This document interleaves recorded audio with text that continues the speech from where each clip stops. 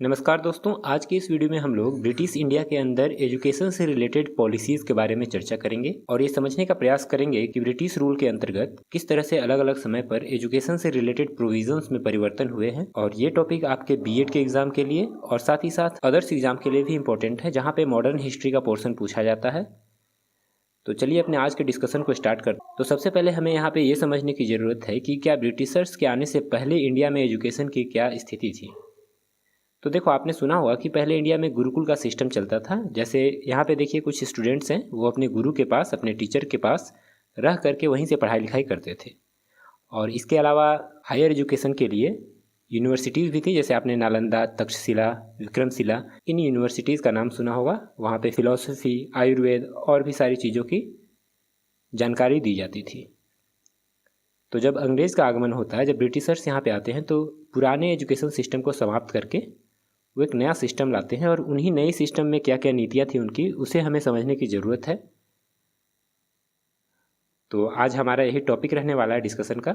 तो देखिए, इंडिया में जो ब्रिटिश रूल था उसके बारे में आपको पता होगा कि 1857 का जो टाइम है वो काफ़ी इंपॉर्टेंट है, क्योंकि यहाँ पे जो 1857 का रिवॉल्ट हुआ था, उसके बाद जो पहले से ईस्ट इंडिया कंपनी का जो शासन चला आ रहा था वो समाप्त करके जो ब्रिटिश क्राउन है उसका सीधा यहाँ पे रूल हो गया था। तो 1857 के पहले के पॉलिसीज़ को हम अलग टॉपिक के अंदर पढ़ेंगे और 1857 के बाद के जो एजुकेशन से रिलेटेड पॉलिसीज़ हैं उनको अलग पॉइंट के अंदर पढ़ेंगे। तो हमने इसे अपनी सहूलियत के लिए दो पार्ट में डिवाइड कर लिया है। तो देखते हैं कि हमें यहाँ पे किन किन पॉलिसीज़ के बारे में पढ़ना है। तो देखिए, जो ईस्ट इंडिया कंपनी था इसके अंदर हमें तीन पॉलिसीज़ के बारे में पढ़ना है। पहला है चार्टर एक्ट ऑफ 1813, दूसरा है मैकाले मिनट, जिसे इंग्लिश एजुकेशन एक्ट ऑफ 1835 के नाम से भी जाना जाता है, और फिर है वुड्स डिस्पैच ऑफ 1854।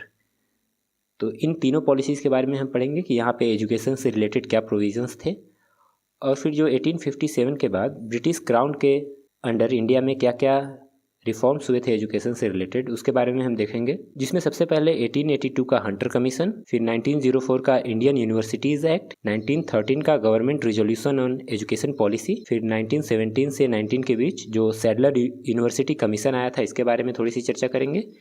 1929 का हार्टोग कमेटी, फिर 1937 का जो बेसिक एजुकेशन का स्कीम आया था, जिसे वर्धा स्कीम के नाम से भी जानते हैं, इसके बारे में हम पढ़ेंगे। फिर 1944 का जो सर्जेंट प्लान था, इसके बारे में थोड़ी सी चर्चा करेंगे। तो चलिए, सबसे पहले ईस्ट इंडिया कंपनी के अंदर जो एजुकेशन की स्थिति थी, जो एजुकेशन की पॉलिसीज़ थी, उनके बारे में थोड़ी सी चर्चा कर लेते हैं। तो यहाँ पे तो हमें पहले ये समझने की ज़रूरत है कि ये जो ईस्ट इंडिया कंपनी थी, इसको एजुकेशन प्रोवाइड कराने की ज़रूरत क्यों पड़ी। क्योंकि वैसे तो एक व्यापारिक कंपनी थी, इनका काम था व्यापार करना, अपना मुनाफा कमाना और यहाँ से चले जाना।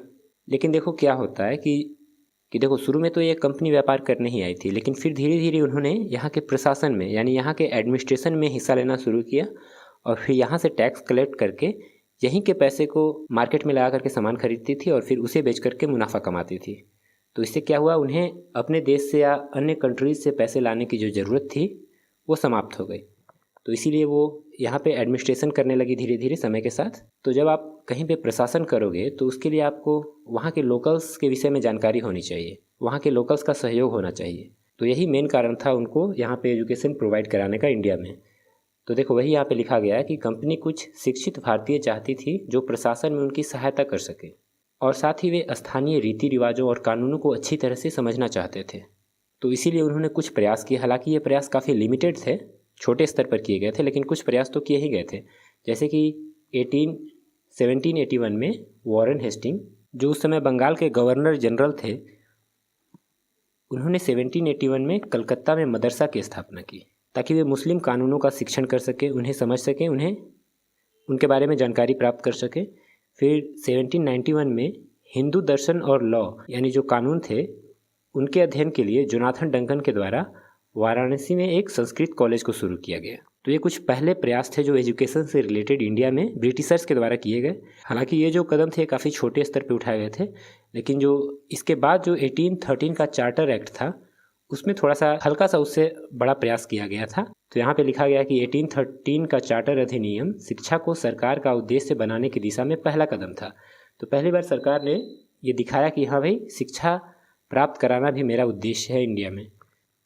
तो इसमें उन्होंने क्या किया कि ब्रिटिश शासित भारत में भारतीयों की शिक्षा के लिए 1 लाख रुपए की राशि स्वीकृत की, यानी 1 लाख का बजट बनाया एजुकेशन के लिए। और जो मिशनरीज़ इंडिया में काम करती थी उन्हें भी प्रोत्साहन दिया और उन्हें भारत आने की आधिकारिक अनुमति दी गई थी। ये सब अनुमति पहले नहीं दी जाती थी क्योंकि व्यापारिक कंपनी थी और सिर्फ व्यापार में वो अपना ध्यान केंद्रित करना चाहती थी। तो इस एक्ट का एक इम्पॉर्टेंट पॉइंट हुआ कि इसमें 1,00,000 रुपए एजुकेशन के लिए अलॉट किया गया था। लेकिन जो भारत के लोग थे उन्हें किस तरह की शिक्षा दी जाए, इस पे सरकार के बीच मतभेद था, यानी इसका निर्णय नहीं हो सका था। अब देख लेते कि ये मतभेद कैसा था। देखो, जो ब्रिटिशर्स थे वहाँ पे 2 पार्ट में वो बटे हुए थे। एक प्राच्यवादी यानी ओरिएंटलिस्ट थे और जो दूसरा पार्ट था उसे हम आंग्लवादी या एंग्लिसिस्ट कहते हैं। तो जो ओरिएंटलिस्ट या प्राच्यवादी थे वे चाहते थे कि भारतीयों को पारंपरिक भारतीय शिक्षा ही दिया जाए, यानी जो इंडिया के एजुकेशन है वही इन्हें दिया जाए, उन्हें भी पश्चिमी शिक्षा या इंग्लिश का एजुकेशन ना दिया जाए। लेकिन जो एंग्लिसिस्ट थे यानी जो आंग्लवादी थे वो चाहते थे कि भारतीयों को जो शिक्षा दी जाए वो पश्चिमी शैली में दिया जाए, और जो पश्चिमी विषय हैं जैसे इंग्लिश लिटरेचर, जो इंग्लिश या यूरोप की जो हिस्ट्री है वो सारी चीज़ें पढ़ाई जाए। और साथ ही साथ इनके बीच इस बात को लेकर के भी विवाद हो गया कि किस भाषा में शिक्षा दी जाए, कि इन्हें भारतीय भाषाओं में शिक्षा दी जाए जिन्हें स्थानीय या फिर वर्नाकुलर लैंग्वेज कहा जाता है, तो वर्नाकुलर लैंग्वेज में इन्हें शिक्षा दी जाए, या फिर इंग्लिश मीडियम में शिक्षा दी जाए। तो इन चीज़ को लेकर के ओरिएंटलिस्ट और एंग्लिसिस्ट के बीच में एक तरह से कॉन्फ्लिक्ट हो गया, और इसी विवाद के कारण 1823 तक ये जो राशि देनी थी वो दी ही नहीं गई। तो यहाँ पे सिर्फ बोलने के लिए बोल दिया गया कि हम एजुकेशन पे 1,00,000 रुपए खर्च करेंगे, लेकिन वो भी नहीं हो पाया क्योंकि आपस में ही इनके बीच में मतभेद था। अब चलिए देख लेते हैं कि जो मैकाले मिनट, जिसे मैकाले का कार्यवृत्त या मैकाले का स्मरण पत्र के नाम से भी जाना जाता है, जो 1835 में दिया गया था, और इसी को हम अंग्रेजी शिक्षा अधिनियम के नाम से भी जानते हैं। तो इसमें क्या क्या बातें बताई, क्योंकि जो पहले के एक्ट थे, जो 1813 का एक्ट था, उसमें तो कुछ हो नहीं पाया। तो फिर 1835 में यह निर्णय लिया गया कि लॉर्ड विलियम बेंटिक के सरकार के द्वारा अंग्रेजी माध्यम से भारतीयों को पश्चिमी विज्ञान और साहित्य प्रदान किया जाएगा। यानी जो ओरिएंटलिस्ट थे वो यहाँ पे हार गए और जो एंग्लिसिस्ट थे वे विजय हुए। पीछे जो कॉन्फ्लिक्ट चल रहा था उनके बीच, देखिए यही बात यहाँ पे लिखा गया है कि जो मैकाले थे वे एक उत्साही आंग्लविद थे और उन्हें किसी भी प्रकार की भारतीय शिक्षा के प्रति घोर तिरस्कार था। यानी इंडिया के एजुकेशन को वो अच्छी दृष्टि से नहीं देखते। और जो हम ओरिएंटलिस्ट की बात कर रहे थे, जो इंडिया के एजुकेशन को अच्छी दृष्टि से देखते थे, या फिर ये चाहते थे कि इंडिया के लैंग्वेज में ही इंडियन टॉपिक्स को ही पढ़ाया जाए, उसमें भी कुछ ब्रिटिशर्स थे जैसे James Prinsep, Henry Thomas, Colebrook इत्यादि। हालांकि इनकी बात को नहीं माना गया और इंग्लिश को ही मीडियम बना दिया गया एजुकेशन का। अब देख लेते हैं कि ये जो मैकाले मिनट के अंदर जो पॉइंट थे वो क्या क्या थे। तो देखिए, इसके अनुसार पारंपरिक भारतीय शिक्षा के स्थान पर अंग्रेजी शिक्षा दी जानी चाहिए, क्योंकि प्राच्य संस्कृति त्रुटिपूर्ण और अपवित्र थी। यानी जो ओरिएंटल कल्चर था, जो इंडिया का लोकल यहाँ का कल्चर था, वो अच्छा नहीं था इनके अनुसार, इसीलिए इन्हें अंग्रेजी शिक्षा दी जानी चाहिए, ऐसा कहा गया। और इसके साथ ही इनका ये विश्वास था कि कुछ लोगों को शिक्षित करना चाहिए, जो कुछ उच्च और मध्यम वर्ग के लोग हैं उन्हीं को शिक्षा दिया जाना चाहिए। इससे क्या होगा कि जब हम कुछ लोगों को शिक्षा दे देंगे तो वे खुद से अन्य लोगों को शिक्षित कर देंगे। और इस सिद्धांत को अधोमुखी निस्पंदन का सिद्धांत या डाउनवर्ड फिल्ट्रेशन थ्योरी कहा गया। जैसे फिल्टर में क्या होता है, आप कुछ भर देते हो तो नीचे टप टप करके वो चूता रहता है। यहाँ पे भी उन्होंने कहा कि हम कुछ लोगों को शिक्षित कर देंगे और यहीं से जो शिक्षा है वो धीरे धीरे नीचे अन्य लोगों तक पहुँच जाएगी। तो मैकाले का ये मानना था कि इस तरीके से कुछ लोगों को एजुकेशन दिया जाए और फिर अन्य लोगों तक एजुकेशन अपने आप पहुंच जाएगी। और देखिए, वे भारतीयों का एक ऐसा वर्ग बनाना चाहते थे जो रंग और रूप में भारतीय हों, लेकिन स्वाद और संबद्धता में, यानी टेस्ट एंड एफिलिएशन में अंग्रेज हो। इसका मतलब हुआ कि लोग यहाँ के इंडियन तो कहने के लिए रहे, लेकिन उनका जो सोचने का तरीका हो, उनके जो इंटरेस्ट हों, वे ब्रिटिशर्स के हित में हो। यानी जैसा अंग्रेज सोचते हैं वे भी ऐसा ही सोचे। तो इससे क्या होगा कि एक समाज में एक ऐसा वर्ग बन जाएगा जो अंग्रेज़ों को हर काम में सपोर्ट करेगा, ऐसा उनका मानना था। तो ये हमारे मैकाले मिनट से रिलेटेड कुछ पॉइंट हो गए। अब चलिए, जो नेक्स्ट थर्ड हमारे पास पॉलिसी थी जिसे वुड डिस्पैच ऑफ 1854 के नाम से जाना जाता है, इसमें देखिए क्या क्या बताया गया था।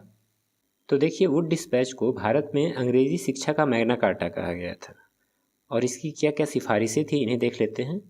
तो इसमें बोला गया कि प्राथमिक से विश्वविद्यालय स्तर तक शिक्षा व्यवस्था को नियमित किया जाए। यानी पहले जहाँ कुछ लोगों को शिक्षित करने की बात कही गई थी, अब कहा गया कि आप विश्वविद्यालय के स्तर पे और प्राथमिक स्तर पे शिक्षा को नियमित करें। और पहले जहाँ सिर्फ इंग्लिश की बात की गई थी कि अंग्रेजी भाषा में ज्ञान दिया जाए, अब भारतीयों को अंग्रेजी और अपनी मूल भाषा में शिक्षित किया जाना था। यानी इंग्लिश और साथ ही साथ जो वर्नाकुलर लैंग्वेज थे उसमें भी शिक्षा देने की बात की गई। इसके अलावा प्रत्येक प्रांत में शिक्षा व्यवस्था स्थापित की जानी थी, इसकी बात की गई, और हर एक जिले में कम से कम एक सरकारी स्कूल होना चाहिए, ऐसा बोला गया। साथ ही महिलाओं की शिक्षा पे भी जोर दिया गया और इसी के तहत 1857 तक मद्रास में, कलकत्ता में और बम्बई विश्वविद्यालय की स्थापना की गई। और इस डिस्पैच में सरकार ने लोगों की शिक्षा की जिम्मेदारी लेने को कहा, यानी सरकार से कहा गया कि आप जो डाउनवर्ड फिल्ट्रेशन थ्योरी है कि आप कुछ लोगों को शिक्षित कर देंगे और फिर बाकी अपने आप शिक्षित हो जाएंगे, ये सही नहीं है। आपको लोगों के शिक्षा की जिम्मेदारी लेनी चाहिए, ऐसा बोला गया 1854 के वुड्स डिस्पैच में। तो हम लोगों ने ईस्ट इंडिया कंपनी के अंतर्गत जो 3 इम्पोर्टेंट पॉलिसीज़ थे उन तीनों पॉलिसीज़ को पढ़ लिया। अब देख लेते हैं कि रॉयल ब्रिटिश क्राउन के अंतर्गत जो 1857 का रिवॉल्ट हुआ था उसके बाद शिक्षा को लेकर के क्या क्या कमीशन, क्या क्या पॉलिसीज़ बनाई गई। तो देखिए 1882 में हंटर कमीशन आया और इसने स्थानीय भाषाओं के माध्यम से जन शिक्षा में सुधार के लिए अधिक सरकारी प्रयासों की सिफारिश की, यानी पहले जो प्रयास किए जा रहे थे उन्हें बढ़ाने की बात की गई। और साथ ही प्राथमिक शिक्षा का नियंत्रण नए जिला और नगरपालिका बोर्डों को हस्तांतरित करने की बात की गई और प्रेसिडेंसी कस्बों के बाहर भी महिला शिक्षा को प्रोत्साहित करे, ये बात बोला गया, यानी फीमेल एजुकेशन पे थोड़ा ज़्यादा जोर दिया गया। और साथ ही साथ देखिए सेकेंडरी एजुकेशन को 2 पार्ट में यहाँ पे डिवाइड किया गया। पहला था लिटरेरी और दूसरा था वोकेशनल। जो लिटरेरी था उसमें उसका मतलब हुआ कि it leads to university through entrance exam, यानी इसके माध्यम से आप आगे की पढ़ाई यूनिवर्सिटीज़ में जाकर के पढ़ सकते हो, उसके लिए एंट्रेंस एग्ज़ाम आपको देना होगा। और जो वोकेशनल था वो कमर्शियल जॉब्स के लिए, यानी आप कोई जॉब पाना चाहते हो तो आपको वोकेशनल शिक्षा लेनी चाहिए। तो जो सेकेंडरी एजुकेशन था इसे 2 पार्ट में बांट दिया गया। यहाँ पे इसे मैं हिंदी में ऐड नहीं कर पाया हूँ, तो मैं जब आपको PDF प्रोवाइड करूँगा तो वहाँ पे कोशिश करूँगा कि इसे हिंदी में डाल दूँ। तो ये हमारा हंटर कमीशन हो गया 1882 का। अब देख लेते हैं कि 1904 का जो इंडियन यूनिवर्सिटी एक्ट था इसमें क्या क्या बोला गया।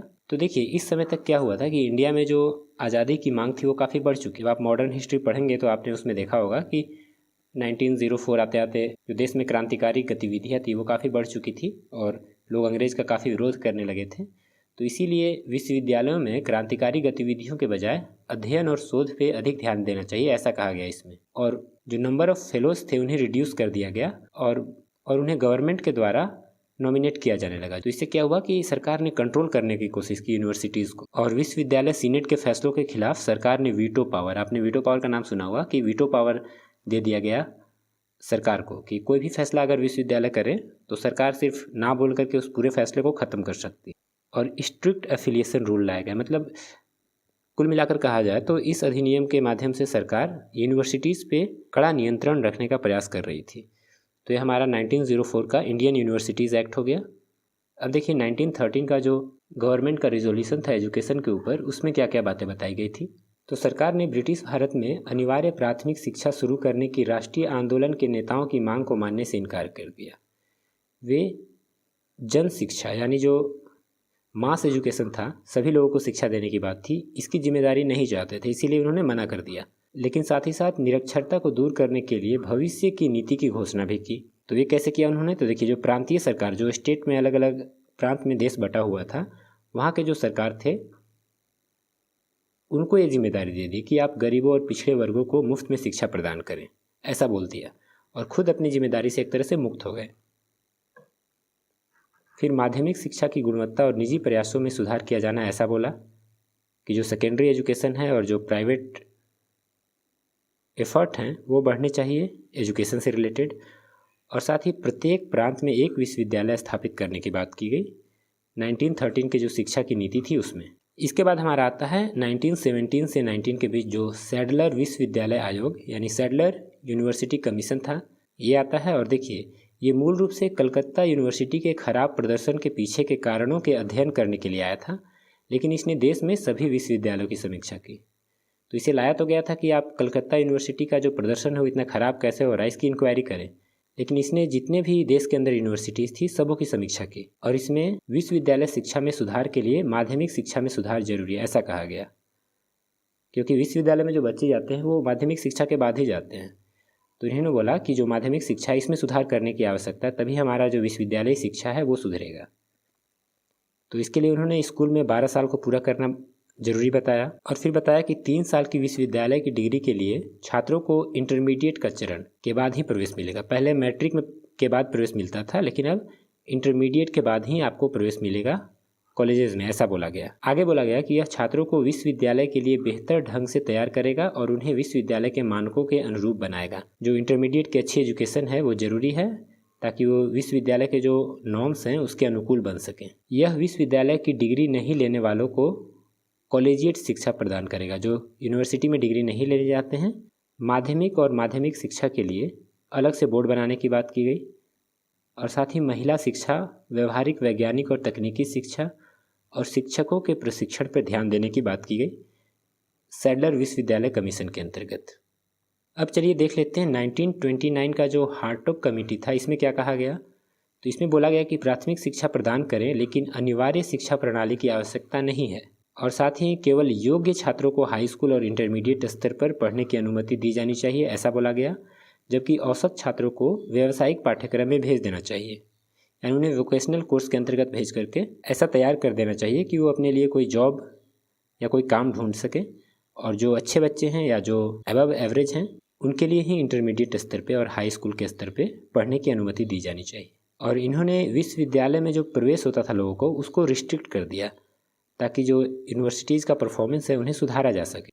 इसके बाद 1937 में भारतीय राष्ट्रीय कांग्रेस के द्वारा बुनियादी शिक्षा की वर्धा योजना यानी बेसिक एजुकेशन का प्लान आया, और इसे हम वर्धा स्कीम के नाम से भी जानते हैं। और इसमें इंडियन नेशनल कांग्रेस, जो उस समय की कांग्रेस पार्टी थी जो आज़ादी की लड़ाई के लिए प्रयास कर रही थी, उसका योगदान काफ़ी ज़्यादा था। तो देखिए इसमें क्या क्या हुआ, देख लेते हैं एक बार। कांग्रेस ने वर्धा में, वर्धा एक स्थान का नाम है, तो वहाँ पे शिक्षा पर एक राष्ट्रीय सम्मेलन का आयोजन किया और बुनियादी शिक्षा के लिए जाकिर हुसैन के नेतृत्व में एक समिति बनाई। तो कभी कभी से जाकिर हुसैन के नाम से भी जाना जाता है इस योजना को, तो वहाँ पे आपको कंफ्यूज नहीं होना है। तो यह योजना गतिविधियों के माध्यम से सीखने पे केंद्रित थी, यानी लर्निंग थ्रू एक्टिविटी। और महात्मा गांधी भी इसी की बात करते थे। जो उनका हरिजन पत्रिका था उसमें गांधी जी के विचार कुछ ऐसे ही थे कि आपको एक्टिविटी के थ्रू लर्निंग पे ज़्यादा जोर दिया जाना चाहिए। तो ये काफ़ी इंपॉर्टेंट पॉइंट है इस योजना का कि लर्निंग थ्रू एक्टिविटी पे यहाँ जोर दिया गया था। फिर आगे है कि बुनियादी हस्तशिल्प को पाठ्यक्रम में शामिल किया जाना चाहिए, जो बेसिक हैंडीक्राफ्ट्स हैं, ताकि जो लोग पढ़ के बाहर निकले वो आत्मनिर्भर बन सके, अपने लिए कुछ काम कर सके। साथ ही स्कूल से पहले 7 साल मुफ्त और अनिवार्य शिक्षा की बात की गई, और कक्षा 7 तक हिंदी माध्यम में और कक्षा 8 से अंग्रेजी माध्यम की बात की गई। ये भी इसका इम्पोर्टेंट पॉइंट है इस योजना का कि कक्षा 7 तक हिंदी मीडियम और उसके बाद इंग्लिश मीडियम की बात की गई। लेकिन जब वर्ल्ड वार सेकेंड हुआ तो उसके कारण कांग्रेस के जो मंत्रालय थे उसके लोगों ने इस्तीफ़ा दे दिया, क्योंकि बिना यहाँ के लोगों की मर्जी के इंडिया को वर्ल्ड वार में झोंक दिया गया था। बोल दिया गया था कि हाँ, इंडिया भी वर्ल्ड वार 2 में पार्टिसिपेट कर रही है, जबकि यहाँ के लोगों की ऐसी मर्जी नहीं थी। तो इसीलिए जो कांग्रेस के मंत्रालय थे उसके लोगों ने इस्तीफ़ा दे दिया, और इसके कारण जो ये विचार थे, ये जो पॉलिसीज़, एजुकेशन पॉलिसी के विचार थे, उन्हें लागू नहीं किया जा सका। अब देखिए हमारे पास जो एक लास्ट योजना बचती है 1944 की, जिसे हम सर्जेंट प्लान के नाम से भी जानते हैं, सर्जेंट प्लान ऑफ एजुकेशन या शिक्षा की सर्जेंट योजना। तो इसमें क्या बोला गया था, इसमें 3 से 6 साल के आयु वर्ग के लिए निःशुल्क प्राथमिक शिक्षा की बात की गई थी। फिर 6 से 11 वर्ष के आयु के लिए अनिवार्य शिक्षा की बात की गई थी, और 11 से 17 वर्ष की आयु के लिए हाई स्कूल की बात की गई। साथ ही तकनीकी, वाणिज्य और कला शिक्षा में सुधार की बात की गई। शिक्षकों के प्रशिक्षण, शारीरिक शिक्षा और मानसिक और शारीरिक रूप से विकलांगों की शिक्षा पर ध्यान देने की बात की गई। तो ये सारी बातें 1944 के सर्जेंट योजना में की गई थी। और ये जो सारी ब्रिटिशर्स की नीतियाँ थीं, इन्हीं ने भारत में प्रचलित आधुनिक विश्वविद्यालयों और शिक्षा प्रणाली को आकार दिया। यानी ये जो अलग अलग समय पे अलग अलग प्लान्स आए थे, इसी से धीरे धीरे करके जो आगे शिक्षण की पद्धति आई वो अभी तक बनी हुई है इंडिया में, और जो वर्तमान प्रणाली है उसको शेप देने में, उसको आकार देने में इन सारे योजनाओं का एक योगदान रहा है। तो यहाँ पे हमारा ये टॉपिक ख़त्म होता है, और इसके आगे के वीडियो में हम इंडिपेंडेंस के बाद जो जो पॉलिसीज़ आई हैं एजुकेशन से रिलेटेड उसको कवर करेंगे। तो अगर आपको हमारा वीडियो अच्छा लगा तो आप इसे लाइक कर सकते हैं और कमेंट में अपने सुझाव दे सकते हैं, और इसी तरह के और वीडियोज़ देखने के लिए आप हमारे चैनल को सब्सक्राइब कर सकते हैं।